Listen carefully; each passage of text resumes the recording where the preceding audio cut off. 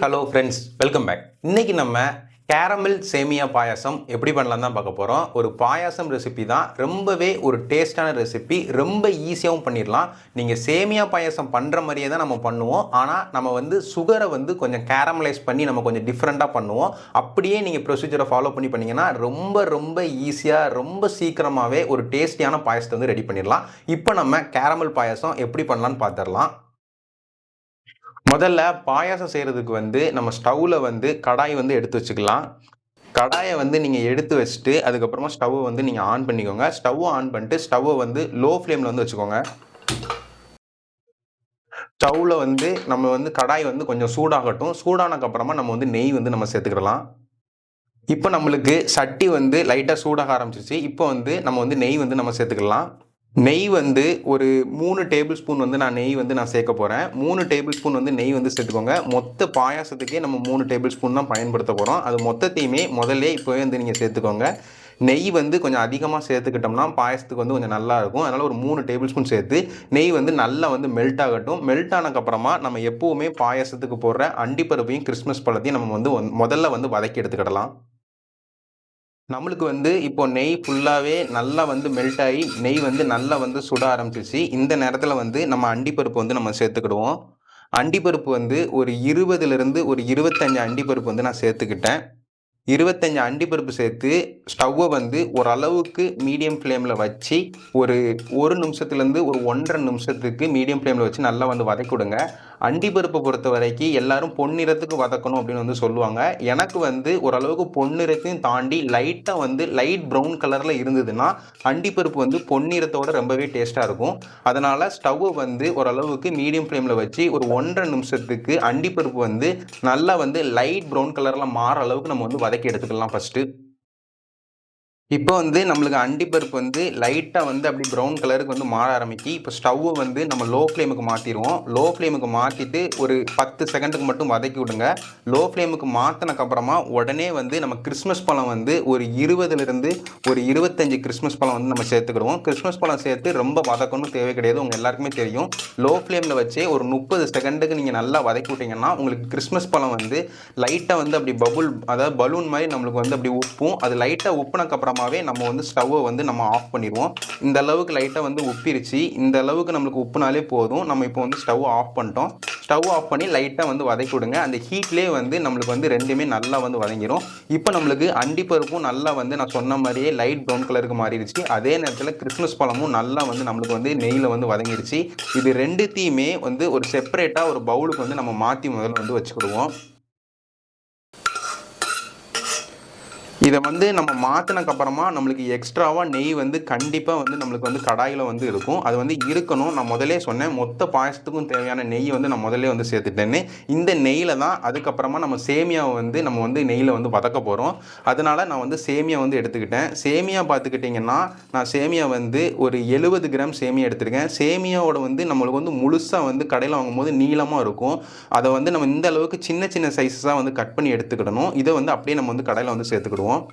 Stove low ஃப்ளேம்லேயே இருக்கட்டும். Low ஃப்ளேமில் வச்சே இந்த நெய்யில் நம்ம வதக்கி விடுவோம். சேமியா நம்மளுக்கு இந்த நெய்யில் வதங்கும் போது நம்மளுக்கு பாயாசத்துக்கு நல்ல ஒரு டேஸ்ட் தரும். எல்லாருமே தண்ணியில் முதல்ல நம்ம இதை வேக வைக்கணும். அதாவது நம்ம சேமியாவை சேர்த்து தண்ணியை ஊற்றி நம்ம வேக வச்சுருவோம்.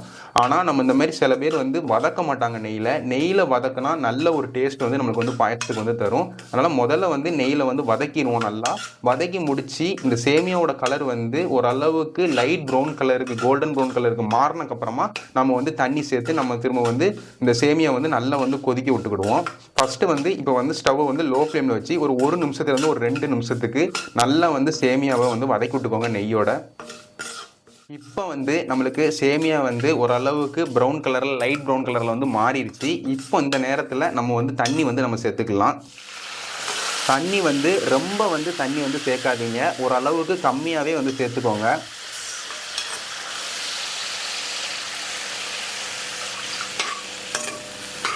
இவ்வளவு தண்ணி வந்து நம்மளுக்கு போதும். இப்போ நான் சேர்த்துருக்க தண்ணி வந்து ஒரு கப்புக்கும் கொஞ்சம் கம்மியாக தான் சேர்த்துருப்பேன். ஒரு 200 எம்எல் வந்து நான் தண்ணி வந்து சேர்த்துருப்பேன். இந்த 200 எம்எல் தண்ணியிலேயே இந்த 70 கிராம் சேமியா வந்து நம்ம வேக வைக்கணும். நம்ம வந்து ஸ்டவ்வை வந்து இப்போ வந்து ஃபுல்லாக வந்து ஹை ஃப்ளேமுக்கு வந்து மாற்றிடலாம். ஃபுல்லாக ஹை ஃப்ளேமுக்கு மாற்றி ஒரு 3 நிமிஷத்துக்கு நீங்கள் நல்லா கொதிக்க விட்டிங்கன்னா உங்களுக்கு சேமியா வந்து நல்லா வந்து வெந்துடும். நீங்கள் சேமியா வந்து நீங்கள் எடுக்கிறது வந்து பாயாச சேமியா வந்து எடுத்துக்கணும். அது வந்து நான் சொல்ல வந்து மறந்துட்டேன். நீங்கள் சாதா நம்ம வந்து சேமியா உப்புமா செஞ்சு சாப்பிட்ற சேமியா வந்து நீங்கள் எடுக்கக்கூடாது பாயாசத்தை பொறுத்த வரைக்கும். ஏன்னா நீங்கள் வந்து தண்ணியோட அளவும் இதில் வந்து முக்கியமாக வந்து பார்த்துக்கணும். நீங்கள் வந்து 200 எம்எல் தண்ணிக்கு பதில் கூட ஒரு 100 எம்எல்ஓ இல்லை ஒரு 400 எம்எல் தண்ணி நீங்கள் வந்து சேர்த்துட்டிங்கன்னா அளவுக்கு மீறி சேமியா வந்து நல்லா வந்து வெந்துடும். அப்படி வெந்துருச்சுன்னா உங்களுக்கு சேமியா வந்து உடஞ்சி ரொம்ப மாவாக வந்து போயிடும். ஓரளவுக்கு அந்த ஃப்ளெக்ஸ் லெவலில் இருந்தால் தான் நம்மளுக்கு பாயாசம் குடிக்கும் போது சேமியா வந்து நல்லாயிருக்கும். ரொம்ப மாவாக போயிட்டுனா சேமியா அப்படி கரைஞ்சிரும் பாயாசத்தில். அதனால நீங்கள் கரெக்டான லெவலில் தண்ணி வந்து ஊற்றி நீங்கள் வந்து வேக வைங்க. அதே மாதிரி நீங்கள் சேமியா வந்து ரொம்பவும் கருக வந்து விட்டுறாதீங்க. இந்த மாதிரி ஒரு அளவுக்கு ப்ரௌன் கலரில் இருந்ததுன்னா சேமியா வந்து நல்ல ஒரு டேஸ்ட்டில் இருக்கும். ஏற்கனவே நம்ம நெய்யில் வந்து நல்லா வந்து வதக்கியிருக்கோம். அது சேமியா வந்து இன்னும் நல்ல டேஸ்ட்டுக்கு வந்து மாற்றும். இப்போ வந்து நான் ஸ்டவ்வை வந்து ஹை ஃப்ளேமில் வச்சு ஒரு 3 நிமிஷத்துக்கு நல்லா வந்து கொதிக்க விட போகிறேன். நீங்கள் கரண்டியை வச்சு கிண்டிக்கிட்டே இருங்க. ஏன்னா நம்ம 200 எம்எல் தான் தண்ணி வந்து சேர்த்துருக்கோம். அடி பிடிக்கவும் வாய்ப்பு இருக்குது. நம்ம இந்த 200 எம்எல்லே நம்ம வந்து வேக வச்சிடலாம் மேக்ஸிமம். இன்னொரு காவாசி வந்து நம்ம வந்து பாலில் வந்து நம்ம வேக வைப்போம். அப்போ வந்து நம்மளுக்கு சேமியா வந்து கரெக்டான பதத்தில் வந்து வெந்துடும். தண்ணி வந்து நான் சேர்த்து ஒரு 1.5 நிமிஷம் வந்து ஓரளவுக்கு ஹை ஃப்ளேமில் வச்சு நல்லா வந்து சேமியா வந்து வேக வச்சேன். இப்போ நம்மளுக்கு ஒரு 1.5 நிமிஷத்துலேயே சேமியா வந்து ஒரு 70% வந்து வெந்துருச்சு. இந்த அளவுக்கு வெந்தாலே போதும். மீதி 30% நம்ம பாலில் வந்து நம்ம போட்டு வந்து வேக வச்சுக்கலாம். இப்போ இந்த வெந்த சேமியாவை எல்லாத்தையுமே நம்ம ஸ்டவ்வை வந்து ஆஃப் பண்ணிட்டு அப்படியே வந்து ஒரு பவுலுக்கு வந்து மாற்றி வச்சுக்கோங்க. ஒரு சேமியா கூட கடாயில் இல்லாத மாதிரி நீங்கள் ஃபுல்லாக வந்து மாற்றி வச்சுக்கோங்க. சேமியா வந்து எல்லாத்தையுமே வந்து ஒரு செப்பரேட்டாக ஒரு பவுலுக்கு வந்து நான் மாற்றி வச்சிட்டேன். ஆனாலும் நான் கடாயில் வந்து இந்த நெய் வந்து இருக்குது. நம்ம வந்து சேமியா வந்து ஒன்று கூட இல்லாத மாதிரி ஃபுல்லாக வந்து எல்லாத்தையும் முதல்ல வந்து நம்ம எடுத்துடணும். ஆனால் நம்ம வந்து கடாயை வந்து வாஷ் பண்ணணும்னு தேவையே கிடையாது. அந்த நெய் வந்து இருக்கட்டும், ஒரு பிரச்சனையும் இல்லை. வாஷ் பண்ணணும்னு தேவை கிடையாது. இப்போ நம்ம வந்து ஸ்டவ்வை வந்து நம்ம ஆன் பண்ணிக்கிடலாம். ஆன் பண்ணுறதுக்கு முன்னாடி முதல்ல வந்து நம்ம வந்து சீனி வந்து சேர்த்துக்கிடுவோம். நம்ம கேரமல் சேமியா பாயாசம் அப்படிங்கிறதுக்கு இப்போ தான் வந்து நம்ம மாறப்போகுது. நம்ம ஆக்சுவலாக சேமியா பாயாசம் நம்ம எப்போவுமே முதல்ல வதக்கின அந்த நட்ஸை வந்து வதக்கிடுவோம் நெய்யில். வதக்கி முடிச்சக்கப்புறமா அதை வந்து வெளியே எடுத்துட்டு திரும்ப சேமியா வந்து உள்ளே போட்டு அதை நெய்யில் வதக்கிட்டு திரும்ப தண்ணி வந்து சேர்த்து அந்த தண்ணி வத்துற அளவுக்கு அது ஒரு 70% வேகிற அளவுக்கு நம்ம சேமியா வந்து நம்ம வேக வச்சுட்டு அதுக்கப்புறமா நம்ம பாலை சேர்ப்போம். பாலை சேர்த்து நல்லா கிண்டி விட்டுட்டு சீனியை போட்டு கிண்டி விட்டுட்டு ஓரளவுக்கு கட்டி கன்சிஸ்டன்சிக்கு வர அளவுக்கு நம்ம கொண்டு வந்து திரும்ப கடைசியாக ஏலக்காவை தூவி விட்டுட்டோம்னா நம்மளுக்கு சேமியா பாயசம் ஓவர். ஆனால் நம்ம கேரமல் பாயசம் அப்படிங்கும்போது கொஞ்சம் இந்த நேரத்தில் வந்து நம்ம டிஃபர் ஆகும். அதாவது நான் 1 லிட்டர் பாலில் வந்து நம்ம வந்து சேமியா பாயசம் கேரமல் சேமியா பாயசம் வந்து பண்ண போகிறேன். அந்த கேரமல் சேமியா பாயசம் பண்ணுறதுக்கு வந்து நம்ம 1 லிட்டருக்கு பாலுக்கு வந்து ஒரு 250 எம்எல் வந்து அதாவது 250 கிராம் வந்து நம்ம வந்து சீனி வந்து எடுத்துக்கிட்டோம்னா இனிப்பு வந்து கரெக்டாக இருக்கும். இப்போ அதில் வந்து ஒரு பாதி அளவை வந்து முதல்ல வந்து நம்ம கேரமலைஸ் பண்ணணும். அதாவது சீனியை வந்து ஓரளவுக்கு திக்கு ப்ரௌன் கலருக்கு வந்து மாற்றணும். அப்படி மாற்றிட்டோம்னா அது கேரமலைஸ் ஆயிடுச்சு. அப்படி அது கேரமலைஸ் ஆயிடுச்சுன்னா அது வந்து ஒரு மாதிரி ஒரு டார்க் டேஸ்ட் வந்து கொடுக்கும். அது வந்து நல்ல ஒரு டேஸ்ட்டாக வரும். அதான் கேரமல் சேமியா பாயசம். இப்போ அதைத்தான் நம்ம வந்து பண்ண போகிறோம். முதல்ல வந்து இந்த 250 கிராம் சீனியில் வந்து பாதி அளவு வந்து நம்ம சேர்த்துக்கலாம். ஒரு 125 கிராம் வந்து நம்ம வந்து அப்படியே வந்து சேர்த்துக்கிடுவோம். கொஞ்சம் கூடனாலும் நீங்கள் வந்து சேர்த்துக்கலாம். இந்த அளவுக்கு வந்து ஒரு 150 கிராம் வந்து நான் சீனி வந்து சேர்த்துட்டேன். கடாய் வந்து ஆஃபில் தான் இருக்குது. நம்ம சீனி சேர்த்து அதுக்கப்புறமா வந்து நம்ம ஸ்டவ்வை வந்து ஆன் பண்ணிக்கலாம். ஆன் பண்ணி ஸ்டவ்வை வந்து லோ ஃப்ளேமில் வந்து வச்சுக்கோங்க. ஸ்டவ்வை வந்து ஆன் பண்ணி நான் லோ ஃப்ளேமில் வந்து வச்சிட்டேன். லோ ஃப்ளேமில் வச்சு நீங்கள் நல்லா வந்து கிண்டி விடுங்க. ஒரு 30 செகண்ட்லேருந்து ஒரு 40 செகண்டுக்கு அந்த சீனியை வந்து ட்ரையாகவே நீங்கள் வந்து கிண்டி விடுங்க. நம்ம வந்து தண்ணி வந்து சேர்க்கணும். தண்ணி வந்து ரொம்ப கம்மியான அளவில் வந்து சேர்க்கணும். நீங்கள் அதிகமான அளவில் வந்து தண்ணி சேர்த்துட்டிங்கன்னா சீனி வந்து கேரமலைஸ் ஆகிறதுக்கு வந்து கஷ்டப்படும், டைம் ஆகும், கேரமலைஸும் ஆகாது அப்படின்லாம் சொல்லலாம். ஏன்னா ரொம்ப கம்மியான தண்ணி அளவில் சீனியை வந்து நல்ல தரன்னு கொதிக்க விடும் போது சீனியோட டெக்ஸ்சர் வந்து அப்படியே கலர் வந்து மாறும். அதான் வந்து கேரமலைசேஷன். நான் கொஞ்சம் குயிக்காக பண்ணணுங்கிறதுக்காண்டி லைட்டாக வந்து மீடியம் ஃப்ளேமுக்கு வந்து ஸ்டவ்வை மாற்றிட்டு நான் சீனி எல்லாத்தையுமே கொஞ்சம் வேகமாக கரண்டியில் வந்து கிண்டி விடுறேன். நீங்கள் மீடியம் ஃப்ளேமுக்கு மாற்றுறீங்கன்னா கொஞ்சம் வேகமாக வந்து கரண்டியில் வந்து கிண்டி விட்டுக்கோங்க. இப்போ வந்து நான் வந்து ஓரளவுக்கு சீனி சேர்த்து ஸ்டவ்வை வந்து ஓரளவுக்கு மீடியம் ஃப்ளேமில் வச்சு ஒரு நிமிஷத்துக்கு கிண்டி விட்டேன். இப்போ நீங்கள் கிண்டி விடும்போதே பார்த்தா தெரியும், உதிரி உதிரியாக இருந்த சீனி எல்லாமே அப்படியே உங்களுக்கு வந்து அப்படியே கட்டி கட்டியாக வந்து மாறுது. இந்த அளவுக்கு நல்லா வந்து ஓரளவுக்கு கட்டி ஆகட்டும். அப்படியே சீனி வந்து நல்லா மெல்ட் ஆகி அப்படியே அந்த சீனி வந்து தண்ணியாக மாறுது.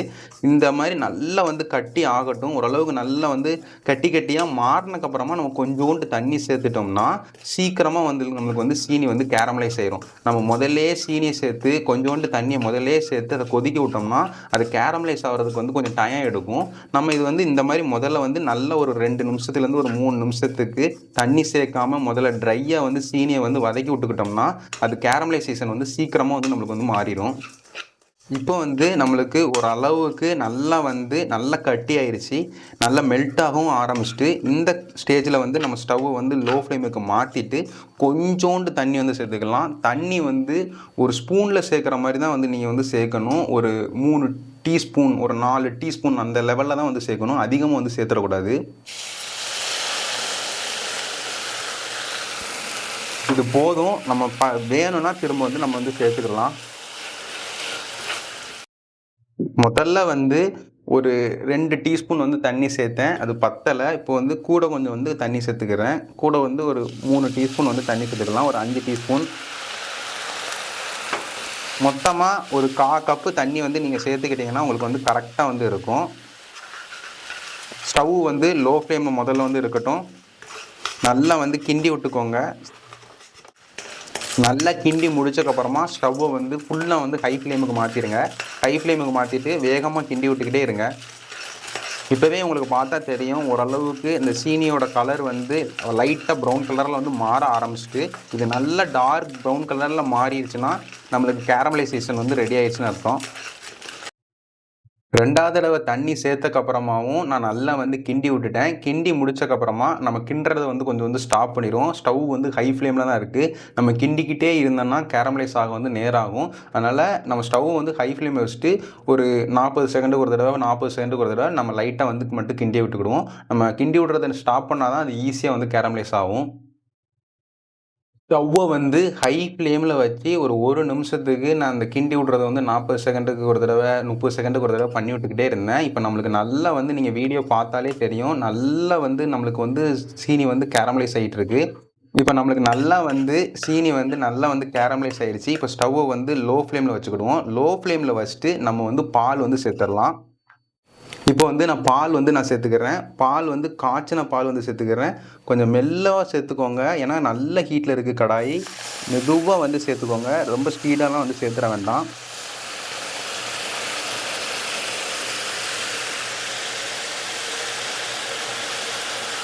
நல்ல வந்து சூடில் இருக்குது. அதனால் நீங்கள் கொஞ்சம் கொஞ்சமாகவே வந்து சேர்த்துக்கோங்க. இல்லை கையில் உடம்புல எதுலேயும் தெரிச்சிட வேண்டாம்.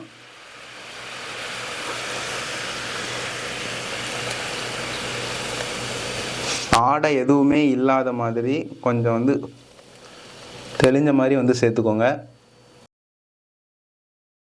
1 லிட்டர் காய்ச்சின பால் வந்து நான் இப்போ வந்து சேர்த்துக்கிட்டேன்.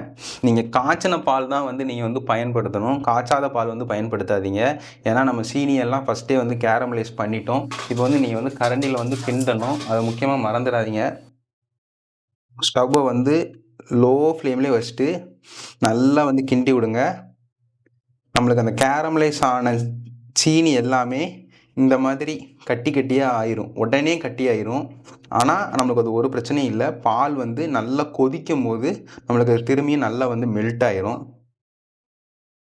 ஸ்டவ்வை வந்து லோ ஃப்ளேமில் வச்சு நல்லா வந்து அப்படியே கிண்டி விட ஆரம்பிங்க. மெதுவாக கிண்டி விட ஆரம்பிங்க. நான் காய்ச்சின பால்னு வந்து சொன்னேன். அது வந்து என்னென்னா, காய்ச்சாத பால் வந்து நீங்கள் சேர்த்திங்கன்னா ஏற்கனவே நம்ம வந்து கேரமலைஸ் பண்ணி வந்து ரெடி பண்ணிட்டோம் சீனியை.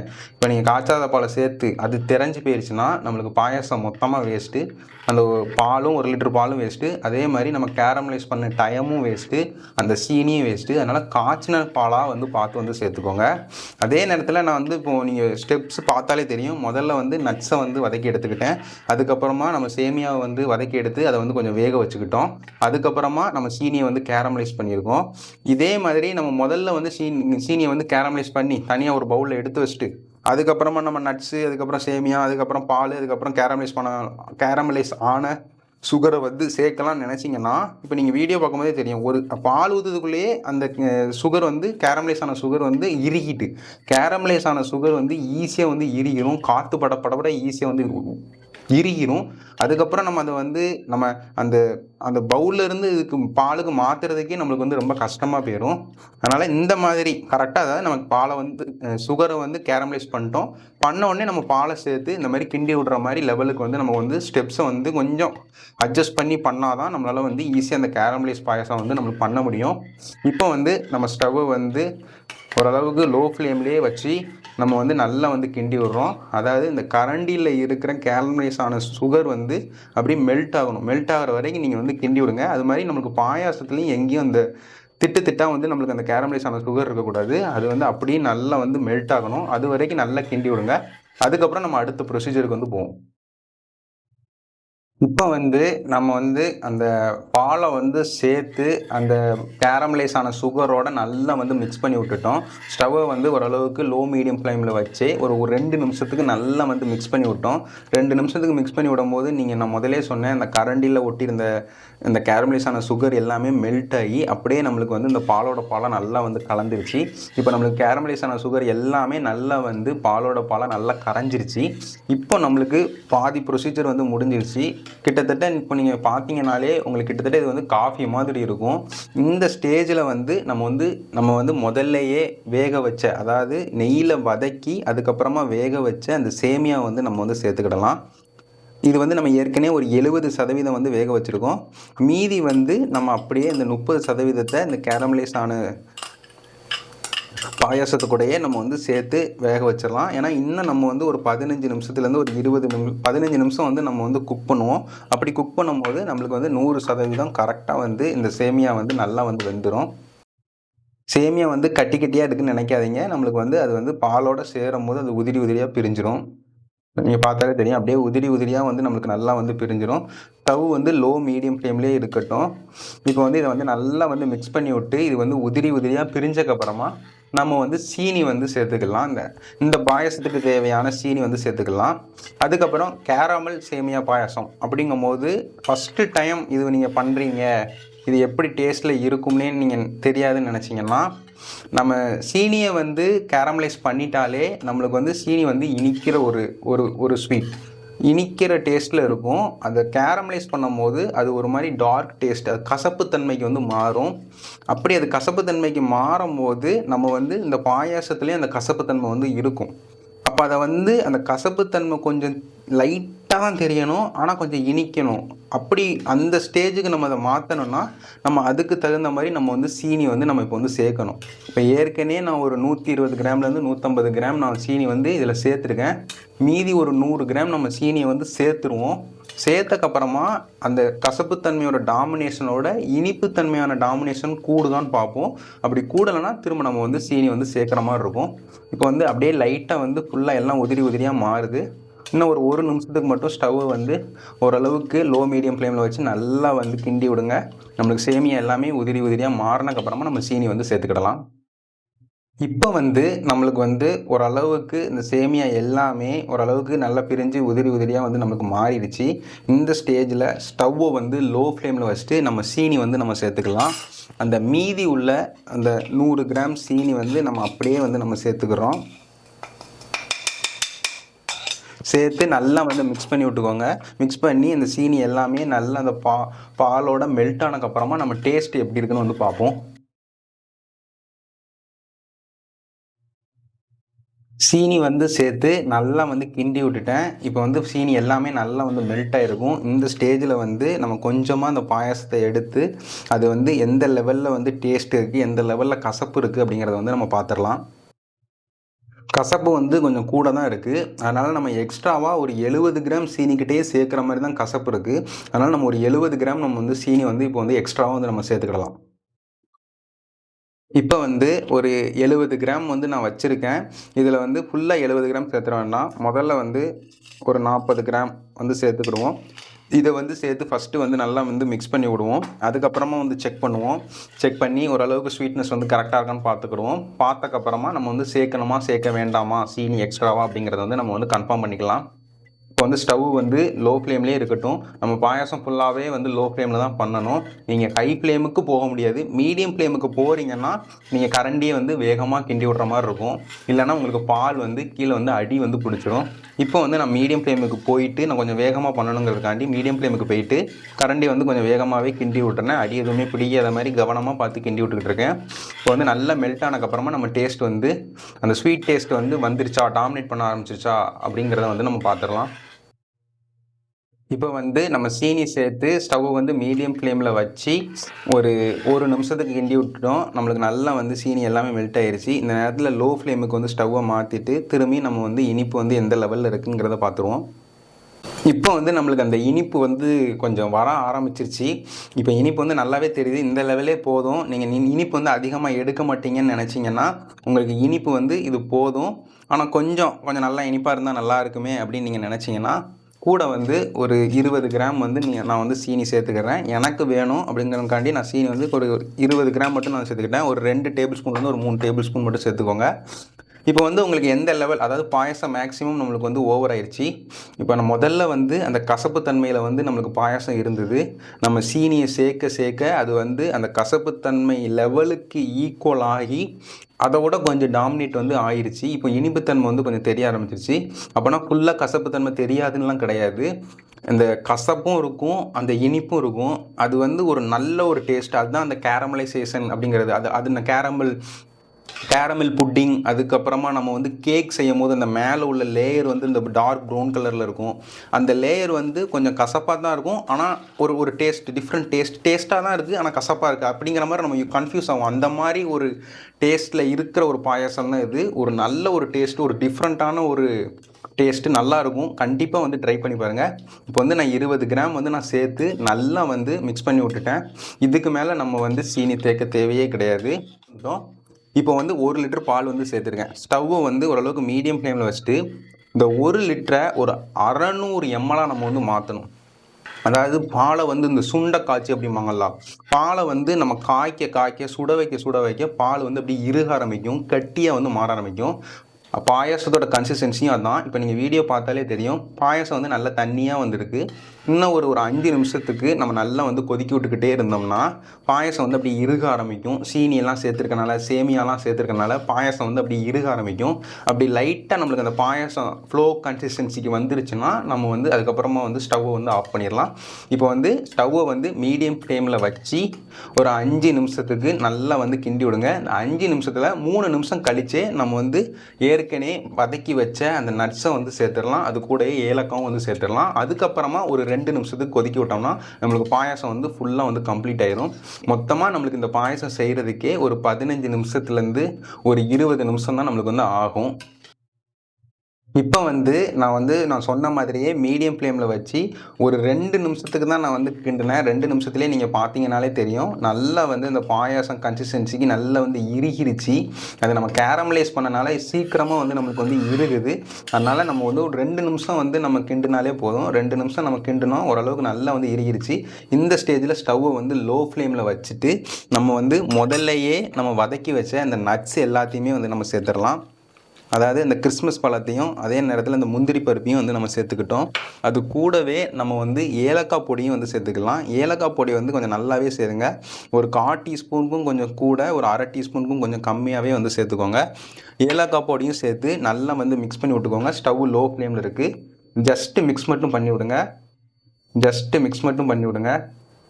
ஜஸ்ட்டு மிக்ஸ் மட்டும் பண்ணி முடிச்சுட்டு அப்படியே ஸ்டவ்வை வந்து ஆஃப் பண்ணிடுங்க.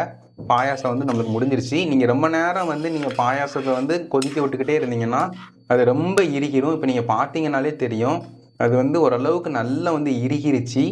நம்ம வந்து இது இப்போ ஸ்டவ்வை நம்ம ஃபுல்லாக ஆஃப் பண்ணிட்டோம். நம்மளுக்கு பாயாசம் ஃபுல்லாக ரெடி ஆயிடுச்சு. ரொம்பவே சூப்பராக வந்து நம்மளுக்கு ரெடி ஆயிடுச்சு. இப்போது நம்மளுக்கு இந்த சேமியா பாயாசத்தை பொறுத்த வரைக்கும் நம்ம இதை அப்படியே அந்த காற்றுல டெம்பரேச்சரில் வைக்க நேரம் ஆக அப்படி இறுகிக்கிட்டே இருக்கும். கடைசி ஸ்பூனில் எடுத்து சாப்பிட்ற மாதிரி ஆயிரும். குடிக்கிற மாதிரி இருக்காது, ஸ்பூனில் எடுத்து சாப்பிட்ற மாதிரி ஆயிரும். அந்த கன்சிஸ்டன்சிக்கு கொண்டு வரக்கூடாதுன்னா இந்த மாதிரி லைட்டாக ஃப்ளோட்டிங் கன்சிஸ்டன்சியில் இருக்கும் போதே நீங்கள் ஸ்டவ்வை ஆஃப் பண்ணிட்டீங்கன்னா இதிலிருந்து கொஞ்சம் தான் இருக்கும், ஆனாலும் நம்ம குடிக்கிற கன்சிஸ்டன்சியில் தான் இருக்கும். அதை முக்கியமாக வந்து பார்த்துக்கோங்க. சில பேர் வந்து நல்லா இறுகினதுக்கப்புறம் இப்போ ஸ்டவ் ஆஃப் பண்ணணும்னு ஆஃப் பண்ணிடுவாங்க. ஒரு 10 நிமிஷத்தில் கரண்டியில் எடுத்து சாப்பிட்ற மாதிரி பாயாசம் வந்து மாறிடும். இந்த அளவுக்கு லைட்டாக ஃப்ளோட்டிங் கன்சிஸ்டன்சியில் இருக்கும் போதே நீங்கள் விட்டுக்கிட்டிங்கன்னா உங்களுக்கு ஒரு நாள் ஃபுல்லாக நீங்கள் வச்சுருந்தாலும் உங்களுக்கு இதுலேருந்து கொஞ்சம் தான் இருக்கும், அதை விட ரொம்ப வந்து இறுகிறாது. அதை வந்து முக்கியமாக வந்து பார்த்துக்கோங்க.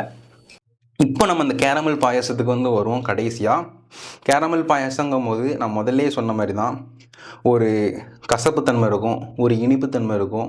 கிட்டத்தட்ட நம்மளுக்கு வந்து ஒரு சாக்லேட் மாதிரி தான் நம்மளுக்கு வந்து இந்த டேஸ்ட்டில் வந்து இருக்கும். நீங்கள் சாப்பிட்டு பார்த்தாலே தெரியும், அவ்வளவு, அதாவது குடிச்சு பார்த்தாலே தெரியும், அவ்வளவு டேஸ்ட்டான ஒரு ரெசிபி. ரொம்ப சிம்பிளாக நம்ம வந்து பண்ணிட்டோம். சீனியை வந்து கேரமலைஸ் பண்ணுறத வந்து நீங்கள் சீக்கிரமாக பண்ணிட்டீங்கன்னா பாயாசத்தை வந்து நீங்கள் ரொம்ப சீக்கிரமாக முடிச்சிடலாம். சீனியை கேரமலைஸ் பண்ணுறதுக்கு உண்டான நேரம் தான் உங்களுக்கு வந்து பாயசத்துக்கு உண்டான நேரத்தை கூட்டுறதும் குறைக்கிறதுமா இருக்கும். நான் சொன்ன மாதிரியே நான் ப்ரொசீஜரில் வந்து நீங்கள் வந்து அப்படி ஃபாலோ பண்ணிங்கன்னா ரொம்ப ஈஸியாக வந்து இந்த கேரமல் சேமியா பாயாசத்தை வந்து ரெடி பண்ணிடலாம். நம்ம எப்போவுமே வீட்டில் வந்து சேமியா பாயாசம் மட்டும்தான் சாப்பிடுவோம். ஒரு ட்ரைக்கு நீங்கள் ஒரு தடவை இந்த பாயசத்தை வந்து ட்ரை பண்ணி பாருங்கள். ஒரு டிஃப்ரெண்ட்டான ஒரு டேஸ்ட்டு, ஒரு யூனிக்கான ஒரு டேஸ்ட்டு, எங்கேயுமே கடைகளில் கிடைக்காத ஒரு டேஸ்ட்டு. இது நீங்கள் வீட்டில் தான் பண்ணி பார்க்க முடியும். அதனால் கண்டிப்பாக பண்ணி பார்த்து எல்லாருக்குமே செஞ்சு கொடுங்க. எல்லாருமே விரும்பி வந்து சாப்பிடுவாங்க. ஒரு டிஃப்ரெண்ட்டாக இருக்குன்னு எல்லாருமே நல்லா வந்து உங்களை வந்து பாராட்டுற மாதிரி வந்து கண்டிப்பாக இந்த பாயாசம் வந்து இருக்கும். நான் இதே மாதிரி ஒரு சூப்பரான ஒரு ரெசிபியோட உங்கள் எல்லாருமே அடுத்த வீடியோவில் வந்து பார்க்குறேன். நன்றி.